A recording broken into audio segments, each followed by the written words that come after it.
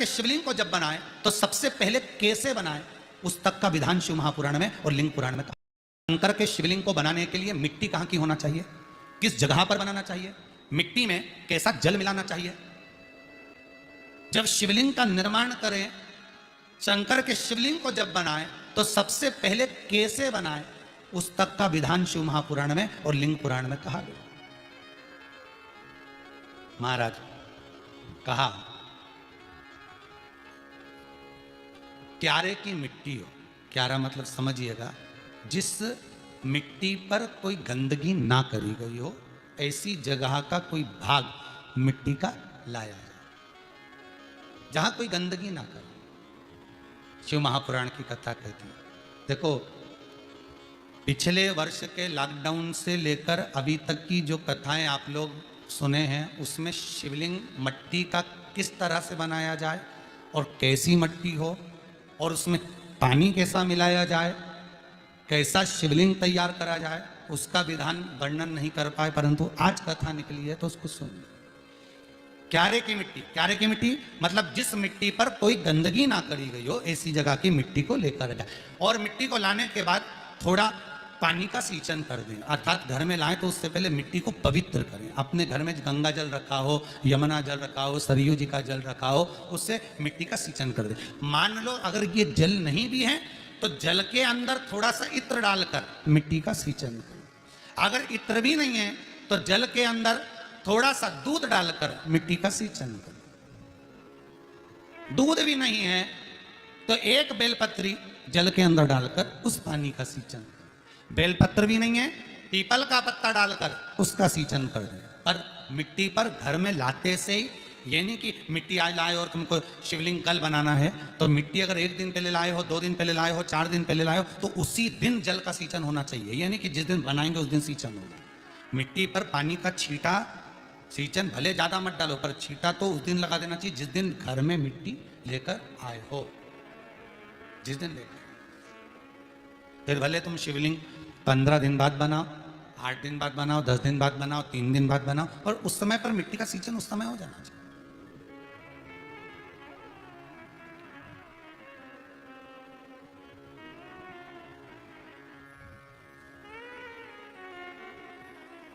फिर कहा जिस दिन शिवलिंग का निर्माण करो उस दिन प्रातः में अगर आप शिवलिंग बना रहे हैं तो ब्रह्म मुहूर्त में मिट्टी को गला दो।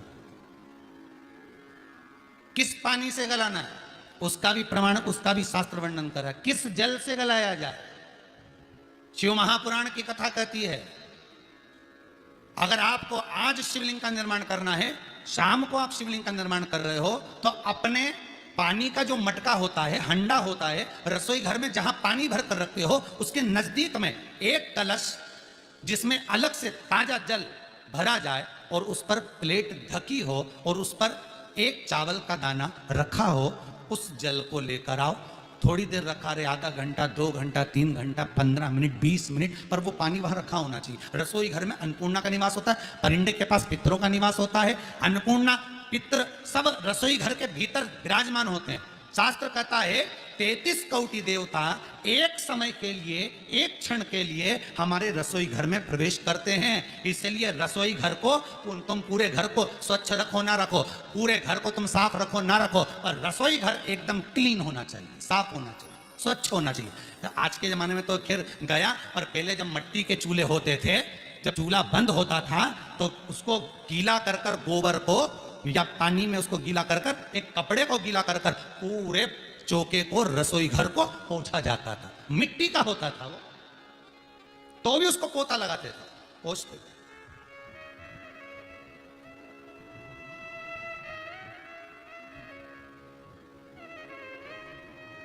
तो पहला क्रम है पार्थिव शिवलिंग का निर्माण। सावन के महीने में अगर आप शिवलिंग बनाते हैं, सोमवार को शिवलिंग बनाते हैं, तो नियम ध्यान रखिएगा महाराज, लिंग पुराण से है ये, इसका नियम ध्यान रखिए। क्या करना है, मिट्टी को लाना है, जल का छींटा देना, छींटा जरूर देना, घर में लेकर आए और जल का छींटा होना जरूरी है। 2 दिन तक, 3 दिन तक मिट्टी रखी हुई है और उसके बाद अगर आपने पानी का छींटा नहीं दिया है और आपने डायरेक्ट मिट्टी को गला दिया और उसके बाद बनाया तो उसका कोई प्रमाण नहीं। जल का छींटा अवश्य। फिर उसको रख दें। 15 दिन बाद बनाओ, 4 दिन बाद बनाओ, 3 दिन बाद बनाओ, 2 दिन बाद बनाओ। शिवलिंग जब बनाओ तब उस मिट्टी को, जो कलश आपने रसोई घर में रखा है चावल का दाना रखकर प्लेट के ऊपर, अर्थात उस कलश का जल उस मिट्टी में थोड़ा सा डालिए। क्यों डाला जाता है उसका भी भाव वर्णन किया है।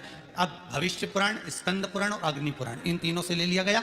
वर्णन किया गया जब उस कलश का जल हम डालते हैं तो उस कलश में पितरों का भाव आ जाता है, अन्नपूर्णा का भाव आ जाता है, घर में लक्ष्मी का भाव आ जाता है, संपदा का भाव आ जाता है।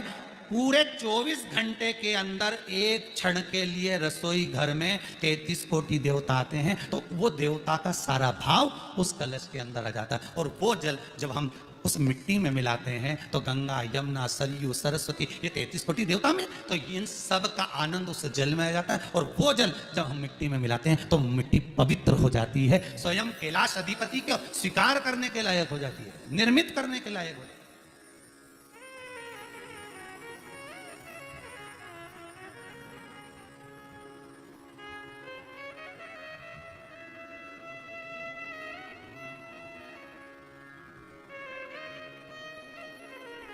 शिवलिंग का निर्माण। अब शिवलिंग का निर्माण कैसे करना? मिट्टी में गला दिया पानी में। सबसे पहले शिवलिंग बनाने से पहले पात्र जो होता है उसके नीचे एक बेलपत्र रखी जाती है। क्या रखना है? एक बेलपत्र। शंकर को झेलने के लिए कोई साधारण नहीं है पात्र जिसपे झेला जाए। स्वयं गंगा शिव की जटा में और आप शंकर के शिवलिंग का निर्माण कर रहे हो, कोई साधारण नहीं हो सकता। स्वयं आप विदेशर संहिता के अंतर्गत पढ़े कि ब्रह्मा और विष्णु, ब्रह्मा ऊपर जा रहे हैं, भगवान विष्णु नीचे जा रहे हैं, तो पता नहीं कर पा रहे कि यहां चरण कहां पर और शीश कहां पर है, उसको जान ही नहीं पा रहे।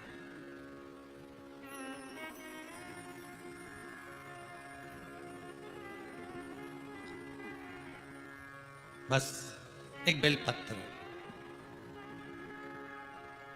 साधारण भाव में बेलपत्र भी सीधा भाग, और इस बेलपत्र की जो डंडी है वो उत्तर दिशा में रखना है थाली के अंतर्गत। जब आप शिवलिंग का निर्माण करें उत्तर, इसके ऊपर जो गलाई हुई मिट्टी है वो डाल दीजिए, और डालने के बाद सबसे पहले शिवलिंग का स्वरूप बनाना है। सबसे पहले नीचे की जलाधारी नहीं बनाना। क्या बनाना है? शिवलिंग का स्वरूप बनाना। बनाने के बाद उसी शिवलिंग के पास में और मिट्टी डाल लीजिए, फिर जलाधारी का निर्माण करें। फिर जलाधारी,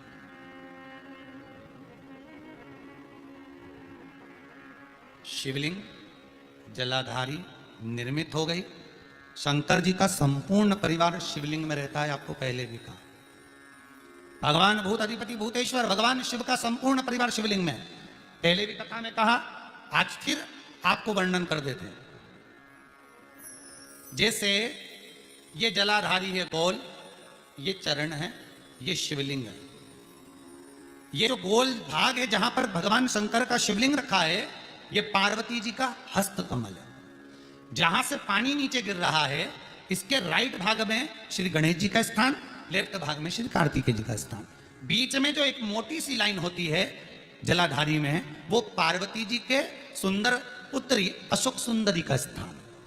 शंकर जी के ऊपर जो तिकोनी रखी रहती है, उसके ऊपर से जो जल बूंद बूंद नीचे गिरता है, ये जो पानी बूंद बूंद नीचे गिरता है, या आप कलश से जल चढ़ाते हो या आप श्रृंगी से जल चढ़ाते हो, तो ये जो पानी गिर रहा है, ये शंकर भगवान की 5 पुत्रियां, जया, विषहरा, शामरी बारी, दौतली और देव, ये शंकर जी की 5 बेटी,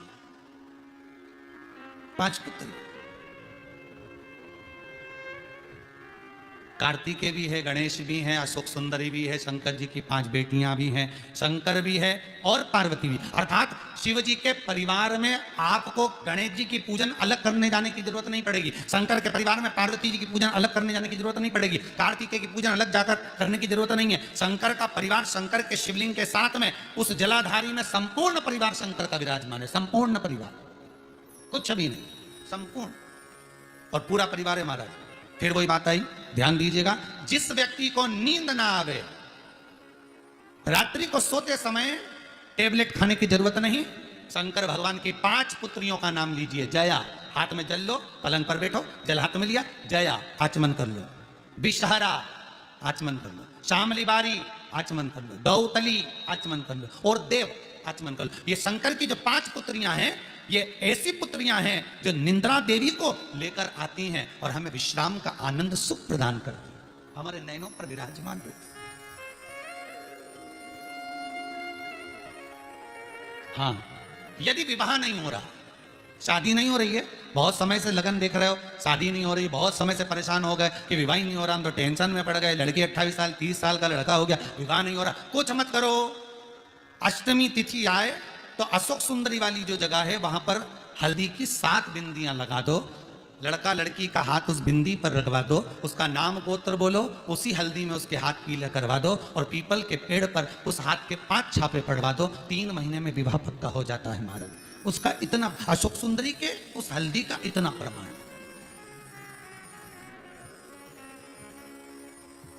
3 माह के अंतर्गत विवाह न किया, इतना इतना प्रमाण है महाराज। भगवान शिव की आराधना का कोई साधारण फल है महाराज।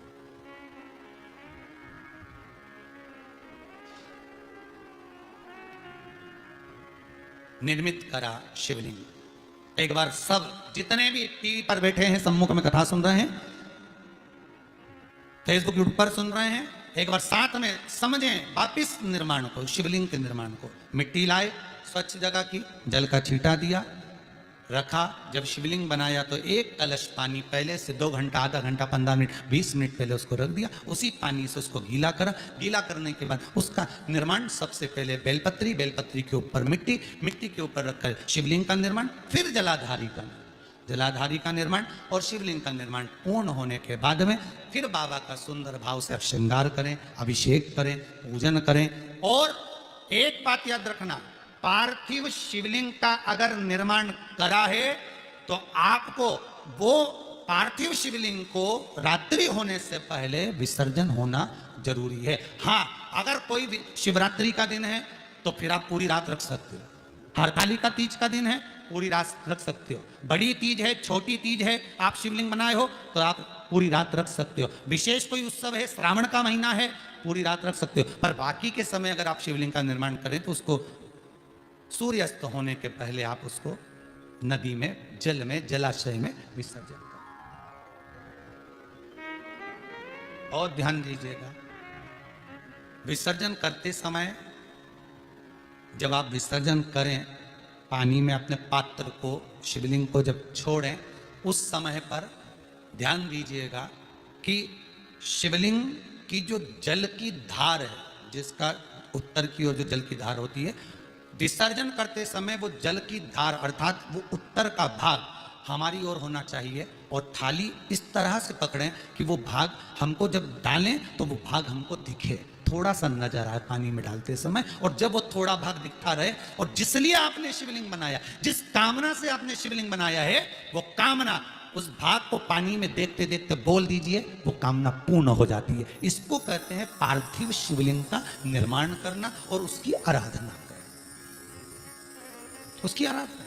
कई लोग करते हैं, बना भी लेते हैं, पूजन भी करते हैं, और कई बार कहते हैं हमारा काम नहीं, तो उसमें भगवान का दोष नहीं है, दोष अपना। देखो, आप आए नहीं, सुबह हो गई, मेरी पूजा की थाली धरी की धरी रही, क्यों नहीं आए, किस लिए नहीं, वो हमें देखना।